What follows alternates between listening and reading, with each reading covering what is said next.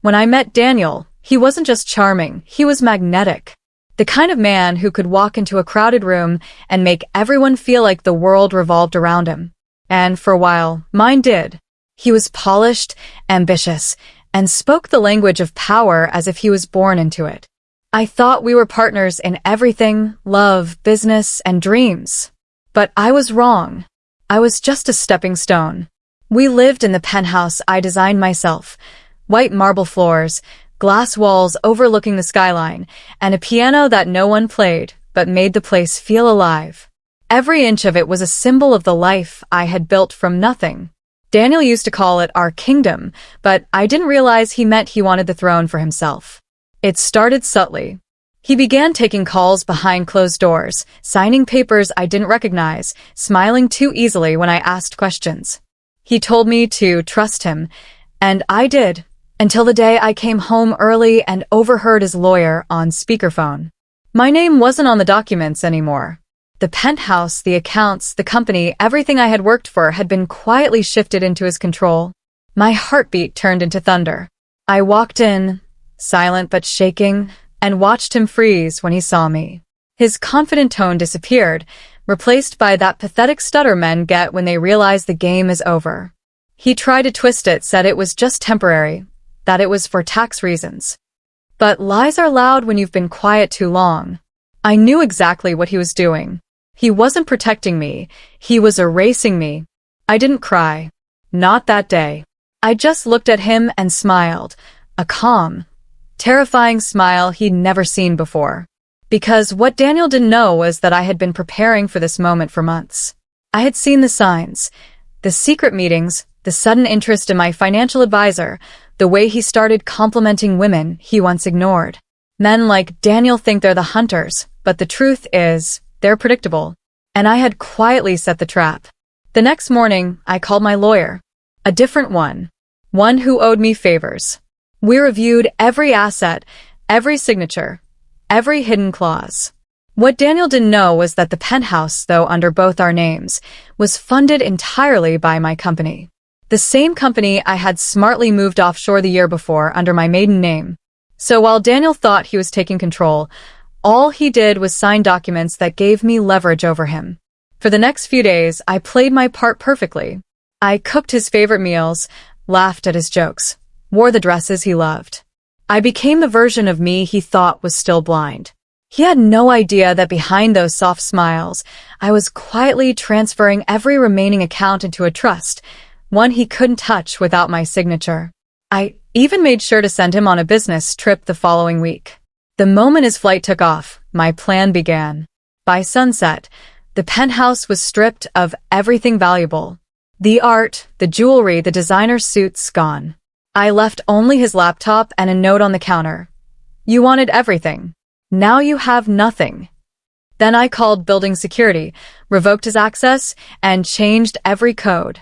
I even made sure the doorman, who Daniel used to belittle, was the one to stop him at the entrance when he returned. The next morning, the messages began. Calls. Threats. Please. He begged me to talk, to be reasonable. Reasonable? I had been reasonable when he took my trust. I had been reasonable when he forged my name. But reason doesn't rebuild betrayal. It destroys it. So I let him talk to my voicemail. 2 days later, I watched from a cafe across the street as he stood outside the building, shouting into his phone, helpless. It was poetic, really. The man who once thought he controlled everything now couldn't even control the door to his own life. I should have felt pity. I didn't. I felt peace. A few weeks passed before I heard from him again, this time through mutual friends. Apparently, he'd tried to sue me, but there was nothing to sue for. On paper, I hadn't taken anything that wasn't already mine. He couldn't even afford the lawyer's retainer. And as the case quietly died in court, so did his image. The charming, ambitious man everyone once admired was now a cautionary tale whispered at high-end parties. Meanwhile, I thrived. I rebranded the company, launched a new luxury line, and turned that same penthouse into something far greater, a sanctuary. I filled it with warmth, laughter, and life again. It became a symbol of what I had learned. Power isn't about who owns what. It's about who can walk away smiling after losing everything. But I won't lie, sometimes at night, when the city lights flicker across the glass, I still think of him. Not with love, but with fascination. How easy it is for greed to make someone forget who they were. He had everything. The woman who believed in him, the empire built beside him, the life people dream of. And he lost it because he wanted it all. What he never understood was that the penthouse wasn't just walls and windows, it was a reflection of me. Every corner, every inch, built from the sacrifices and scars of a woman who refused to settle. You can steal bricks, titles, even names, but you can't steal soul. So I stayed. In my home. In my peace. And one morning, months later, I received a message from a mutual acquaintance. Daniel had sold his car, moved to a small apartment, and was trying to start over. I stared at the message for a long time, then smiled. Because I realized I'd already started over too, but on higher ground. I didn't destroy him out of revenge. I simply gave him what he tried to give me. Emptiness. The difference was I knew how to rebuild from it. He didn't. He mistook my kindness for weakness, my silence for surrender. But when I finally spoke, I didn't need to shout. I just let the sound of my success do the talking. Sometimes the best revenge isn't taking everything back. It's showing the world you never needed it to begin with. Months passed, and life began to taste like freedom again. There's a certain silence that follows betrayal. At first, it feels empty, but then, you start to hear yourself again. I filled that silence with ambition. My mornings began with the skyline.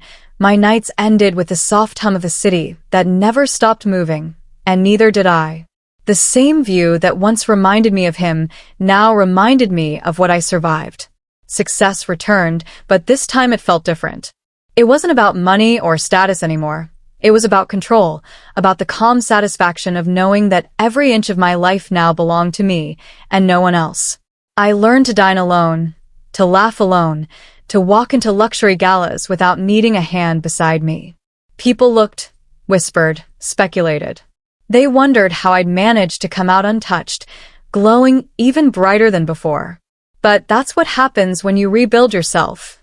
You become untouchable. Then one evening, at a charity event uptown, I saw him again. Daniel, dressed in a borrowed tuxedo, smiling like he hadn't lost the world. But his eyes told the truth. Empty, tired, a little desperate. For a moment, time stopped. The music faded, the chatter blurred, and all I saw was the ghost of the man who once thought he could own me. He noticed me too. Our eyes met, and for a heartbeat, I saw regret flicker across his face. He walked over, slower than he used to, like every step was weighed down with memories. "You look amazing," he said, his voice a fragile echo of what it used to be. I smiled politely. "I know," I replied. He laughed nervously, probably expecting warmth, maybe even forgiveness. But I wasn't there to give him comfort. I was there to remind him of the lesson he never learned. Some losses aren't reversible.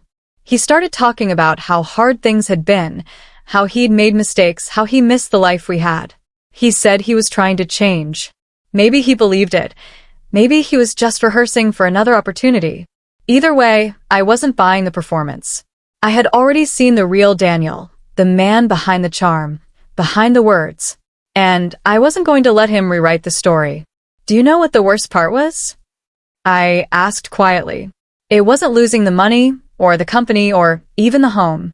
It was realizing that I built something beautiful with someone who only ever saw it as leverage. He looked away. That silence between us said more than any apology ever could.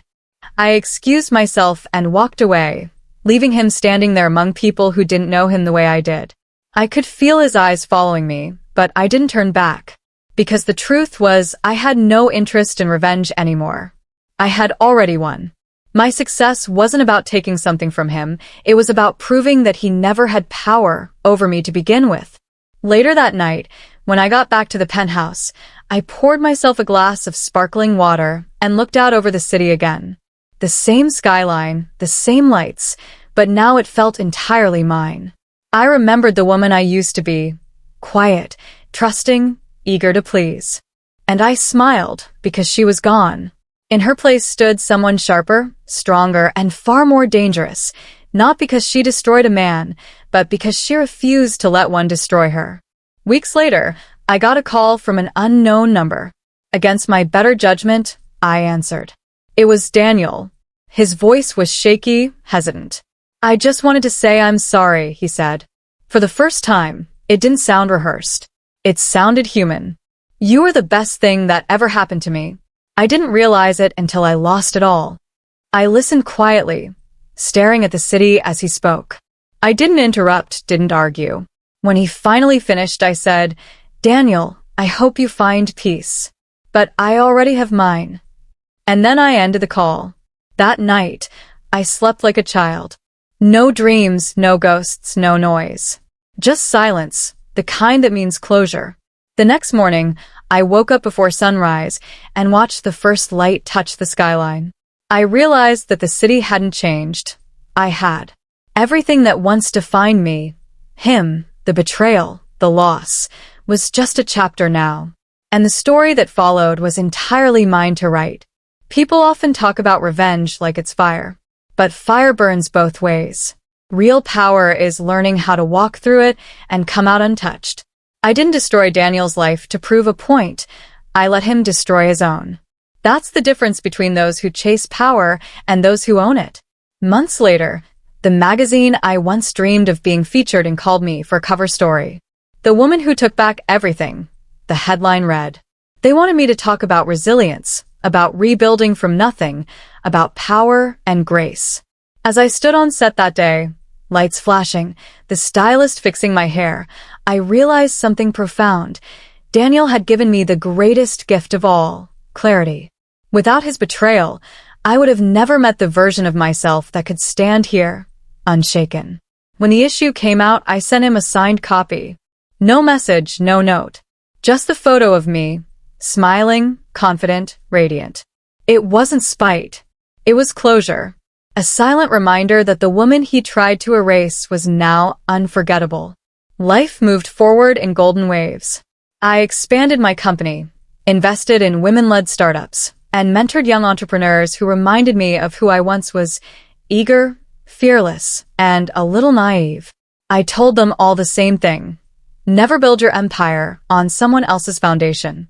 Build it on your own strength, or it will crumble beneath their lies.